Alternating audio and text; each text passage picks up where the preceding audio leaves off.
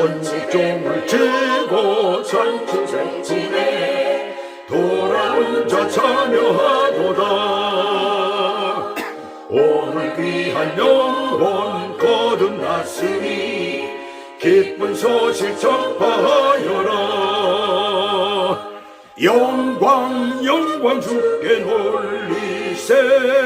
하늘 빛과 소리 울리네.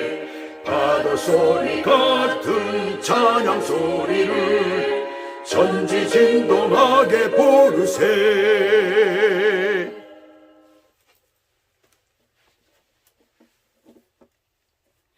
오늘 하나님의 말씀은 창세기 43장입니다.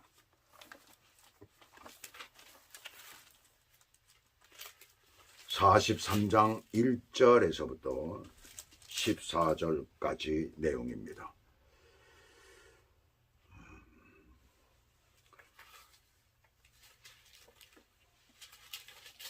5절까지만 제가 읽어드릴게요. 그 내용. 그 땅에 기근이 심하고 그들이 애굽에서 가져온 곡식을 다 먹음에 그 아버지가 그들에게 이르되 다시 가서 우리를 위하여 양식을 조금 사오라.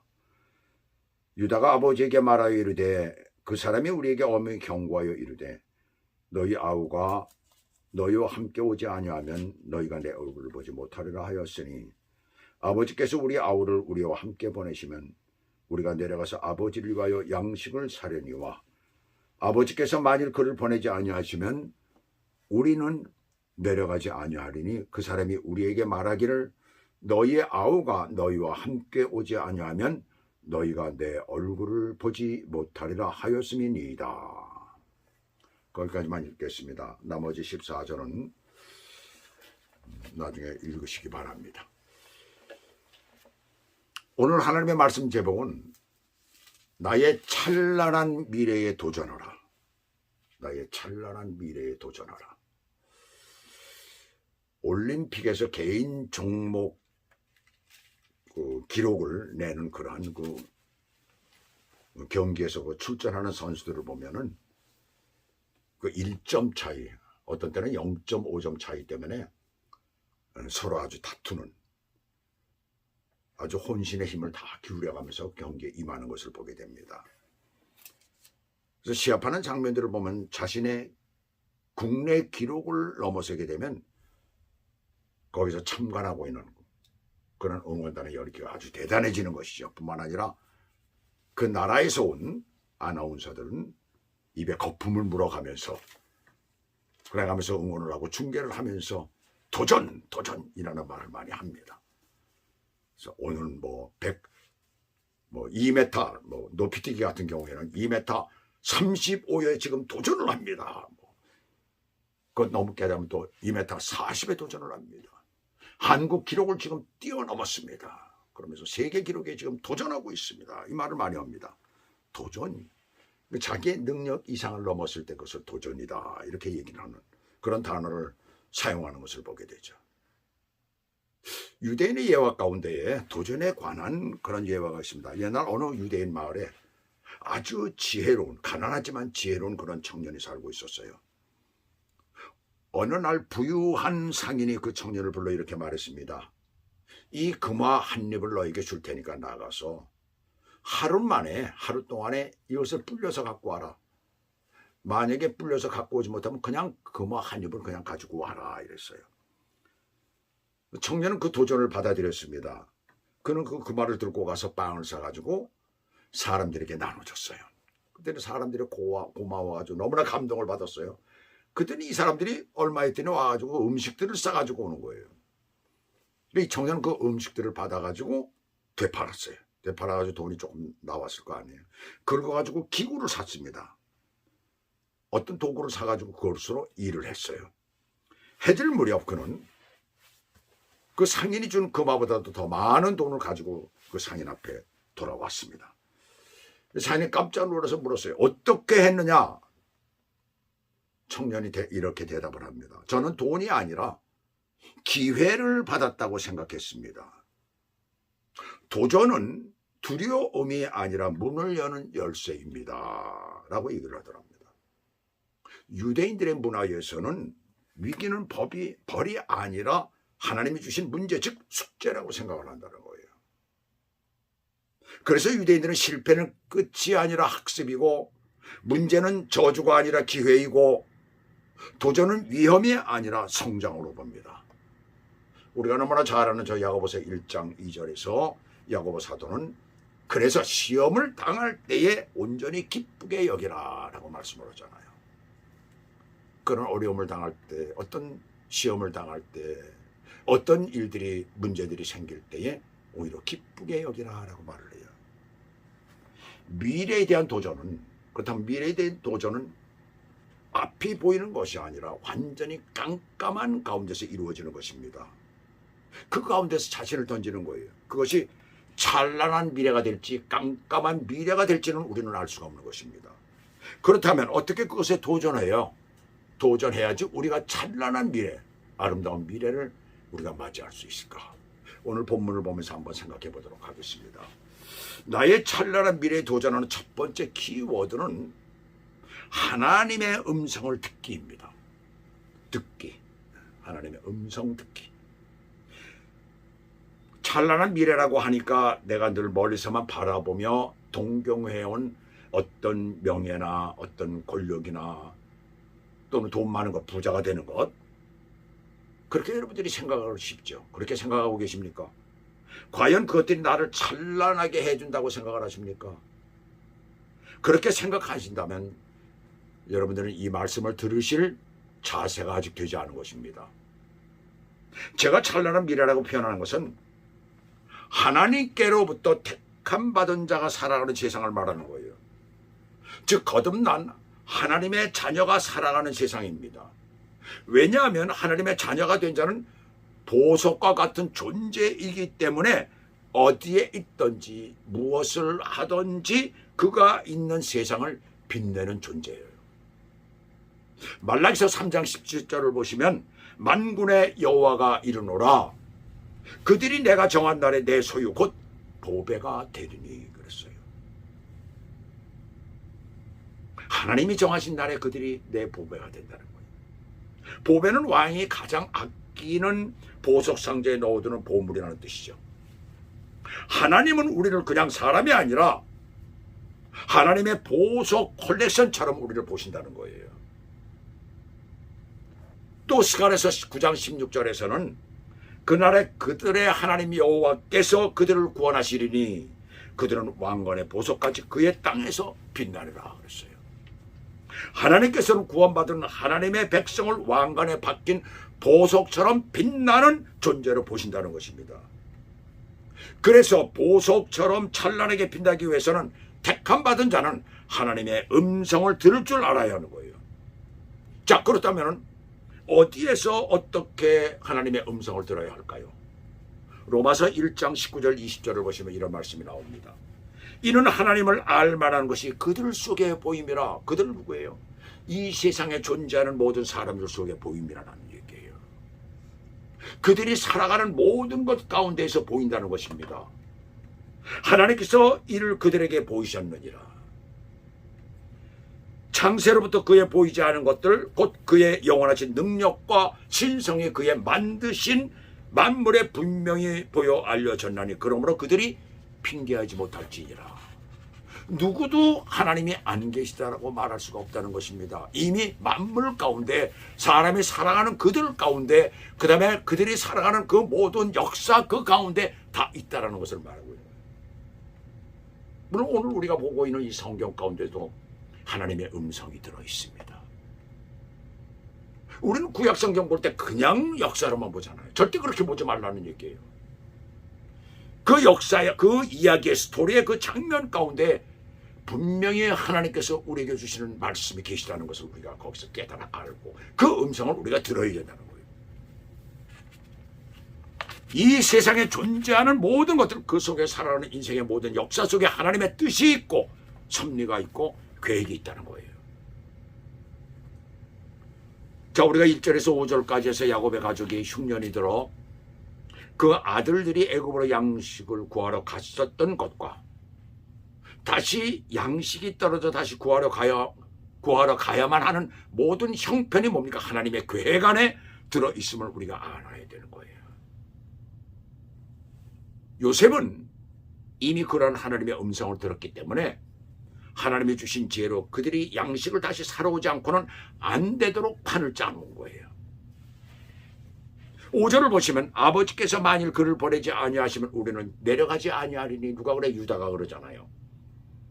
그 사람이 우리에게 말하기를 너희의 아우가 너희와 함께 오지 아니하면 너희가 내 우를 보지 못하리라 하였음이니이다. 먼저 번에 양식을 줘서 보낼 때 요셉은 알고 있었잖아요. 흉년 기간이 언제까지 간다는 걸. 그래서 요셉은 흉년의 기간이 아직 많이 남아있기 때문에 반드시 다시 양식을 가지러 올 것을 예상하고 동생을 반드시 데려오도록 이렇게 한 거예요. 위험을 무릅쓰고 동생을 데리고 가서 양식을 사오느냐? 그들은 위험하다고 생각을 했잖아요. 그렇잖아요. 시몬을 갖다 인질로 지금 잡아두고, 그리고 또 한 것을 이렇게 보면 굉장히 이건 위험하다, 뭔가 문제가 있다, 겁을 먹을 수밖에 없었던 거예요. 근데 동생을 데리고 와서 양식을 사오느냐 안 하면 온 가족이 모두 다 굶어 죽느냐예요. 동생을 데리고 가서 그 동생이 어떻게 될지 확정이 된 것이 아닌데도 그것이 두려워서 양식을 구해오지 못한다면 참 어리석은 것이죠. 오늘날 하나님의 구원의 섭리 안에 들어온 어떤 사람이 누군가의 방해로 예수님을 받아들이지 못하는 것과 같은 거예요. 그것이 하나님의 음성이에요. 하나님께서 그렇게 문을 두드리신다는 얘기입니다. 그 스토리 가운데, 그들의 모든 생활 가운데 하나님께서 그렇게 말씀하고 계신다는 것입니다. 그것을 빨리 알아들을 수 있어야 된다는 거예요. 하나님의 온 가족을 구원하시고 보호하시는 특별한 하나님의 계획 안에 그들이 모두 다 들어오도록 한 거예요. 하나님의 음성을 듣는 요셉은 하나님의 계획을 알고 있어 하나님의 뜻대로 그 일들을 행한 것입니다. 구원받은 자는 생활의 작은 부분에서 하나님의 음성을 듣는 자가 되어야 될 줄로 믿습니다. 그래서 우리는 작은 일에도 그 속에 하나님의 음성이 있다는 것을 우리는 듣고, 그 어떤 일이든지 우리가 거기에 맞게 하나님의 뜻이 무엇인가를 찾고 그렇게 나아가야 되는 거예요. 그것이 우리가 찬란한 미래를 향해서 가는 것입니다. 그 다음에 두 번째는 6절에서 야곱의 아들들에게 왜 집에 다른 아들이 있다고 해서 나를 힘들게 했느냐? 라고 할 때 아들들은, 그가 요셉이 아버지와 친족에 대해서 이것저것 좀 묻다가 아우가 있느냐는 말에 있다고 대답했을 뿐입니다. 누가 아우를 데리고 오라고 할 줄은 우리가 어떻게 알았습니까? 이렇게 얘기를 하잖아요. 실제로 아우에 관한 문제는 아들들의 잘못도 아니고 책망을 들을 만한 일도 아닙니다. 야곱은 보니까 그냥 화가 나가지고서 이제 그렇게 얘기를 하고 있는데 책망을 들을 만한 일이 아니잖아요. 그때 8절에서 아들 중에 유다가 나와 함께 보내시면 우리가 곧 가리니 그러면 우리와 아버지와 우리 어린아이들이 다 살고 죽지 아니하리리다. 굶어 죽게 생겼잖아요 지금. 내가 그를 위하여 담보가 되오리니, 그렇게 지금 얘기를 합니다. 그리고 9절 마지막에 보시면 그를 아버지께 데려다가 아버지 앞에 두지 아니하면 내가 영원히 죄를 지리이다. 자기가 죄를 짓겠다는 거예요. 내가 담보가 되겠다는 거예요. 이 아이는 돌려보낼 것이고 내가 차라리 잡혀 있겠습니다. 만약에 그렇게 못한다면, 얘를 데리고 오지 못한다면 영원히 나의 죄가 될 것입니다. 이렇게 얘기를 하고 있잖아요. 유다의 이러한 약속은 자신을 희생해서라도 기근으로부터 가족을 구해야 되겠다는 그런 마음에서 나온 것이죠. 어떤 선한 일을 이루는 데 있어서 자신의 희생을 감수하고 공동의 이익을 위하는 자가 공동체를 이루는 데는 아주 필요한 거예요. 오늘 두 번째 문단의 키워드는 희생입니다. 앞장서서 자신을 희생하는 사람이 공동체 리더가 될 수가 있어요. 그래서 본문 가운데 우리가 보게 되면 루벤이 나서서 그 일을 해야 되는데 루벤이 아니고 넷째 아들인 유다가 나서서 이렇게 얘기를 하는 것을 우리가 보게 되잖아요. 리더가 될 수 있는 그런 자질을 가지고 있다는 것을 우리가 알 수가 있죠. 빌립보서 2장 4절에서 사도 바울은 그리스도 안에서의 생활, 즉 교회 생활에서 각각 자기 일을 돌아볼 뿐더러 또한 각각 다른 사람들의 일을 돌아보아 나의 기쁨을 충만케 하라고 말씀합니다. 자기만 챙기는 것이 아니라 다른 사람까지라도 챙기라는 것이죠. 그것이 바로 구원받은 사람들, 그리스도인들의 삶의 모습이라는 것입니다. 그리고 그것이 바로 찬란한 미래를 향해서 가는 희생정신이라는 얘기예요. 이 희생이라는 말은 마태복음 16장에서 그 본질을 예수님께서 말씀하셨어요. 자신이 몸소 행하신 것을 말씀하시죠. 그래서 21절에 보시면 예수님께서는 자신이 예루살렘에 올라가 고난받고 죽임당하고 제3일에 살아야 한다라고 하실 때 베드로가 뭐라고 합니까? 제발 그렇게 하지 마십시오. 안 됩니다. 라고 만류를 하죠. 그때 예수님께서 베드로에게 뭐라고 그래요? 사탄아 물러가라. 어떻게 자기 제자를 보고서는 사탄아 물러가라. 너무 심한 말을 하셨잖아요. 그렇게까지라도 그것이 아주 안 좋다라는 걸 말하고요. 그걸 방해하는 것이. 예수님께서 희생을 하시는 것, 십자가에 못 박혀 죽으시는 것이 얼마나 인류에게 큰 일인가를 베드로는 그때 당시에 몰랐던 것이죠. 그래서 예수님께서 심지어 사탄아 물러가라고까지 말씀하시잖아요. 그러면서 그리스도인의 구원과 그 후의 신앙생활의 가장 중요한 부분을 여기서 말씀합니다. 그래서 16장 24절 25절에 보시게 되면 이에 예수께서 제자들에게 이르시되 누구든지 나를 따르오려거든 자기를 부인하고 자기 십자가를 지고 나를 따를지니라. 누구든지 제 목숨을 구원하고자 하면 잃을 것이요 누구든지 나를 위하여 제 목숨을 잃으면 찾으리라 라고 말씀을 합니다. 여기서 자기를 부인한다는 말은 나의 자아, 자기의 어떤 이기적인 생각, 탐욕, 거짓된 것, 불의한 것, 그 모든 온전치 못한 것들을 여기서 말합니다. 그것을 부인하라는 얘기입니다.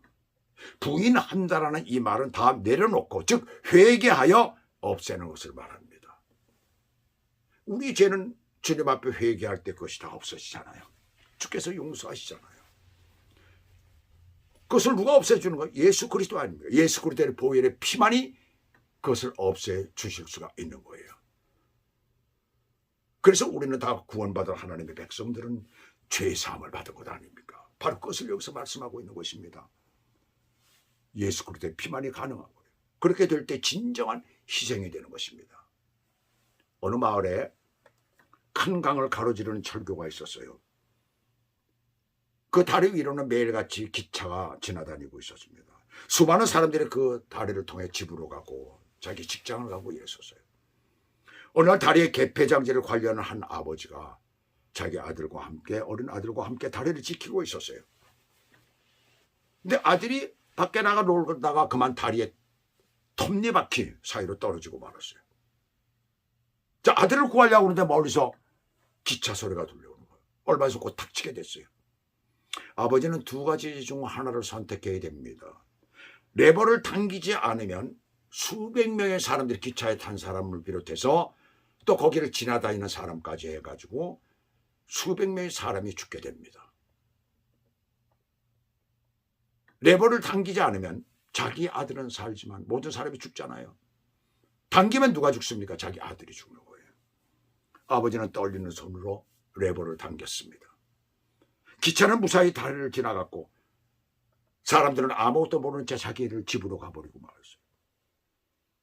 기차가 지나간 후 아버지는 아들의 이름을 부르며 다리 아래로 무너져 내렸습니다. 아무도 그것을 몰랐습니다. 그들의 생명이 누군가의 희생 위에 있었다는 사실을 그들은 아무도 몰랐어요. 로마서 8장 32절은 이렇게 말씀합니다. 자기 아들을 아끼지 아니하시고 우리 모든 사람을 위하여 내주시니까 어찌 그 아들과 함께 모든 것을 우리에게 주시지 않겠느냐. 예수 그리스도께서는 온 인류를 위해서 자기 몸을 들이신 분입니다. 누구나가 그 사실을 믿으면 다 구원을 받는 거예요. 세상 사람들은 그것을 모릅니다. 그것을 아는 사람은 바로 예수 믿고 구원받은 우리들입니다. 이 희생의 마음을 우리가 가지고 살아갈 때에 어떤 공동체에서든지 어디에서든지 우리는 아름다운 미래를 향해서 갈 수가 있는 것입니다. 아들 유다의 내가 그를 위하여 담보가 되겠다는 이 희생의 약속의 말은 드디어 아버지 이스라엘의 마음을 움직였어요. 11절부터 보시면 그 사람에게 줄 예물도 준비하라고 하고 돈도 갑절의 돈, 자루에 들었던 돈까지 모두 다시 되돌려 주라고 하면서 또 선물까지 준비해서 주라는 것이죠. 너희 다른 형제와 시몬이죠. 시몬을 얘기를 합니다. 베냐민을 하나님께서 돌려보내기를 원하지만 그러나 뭐라고 말합니까? 아주 귀중한 말이라죠. 혹시 자식을 잃게 되면 이르리로다 라는 결심을 여기서 굳힙니다. 내 자식, 그 귀한 자식 베냐민을 데리고 와서 그 아이를 데리고 오지 못하는 한이 있더라도, 먼저 잡힌 시몬을 데리고 오지 못하는 한이 있더라도, 어떤 일이 있더라도 할 수 없다는 것이죠. 이름은 이리로다 결심을 굳힙니다.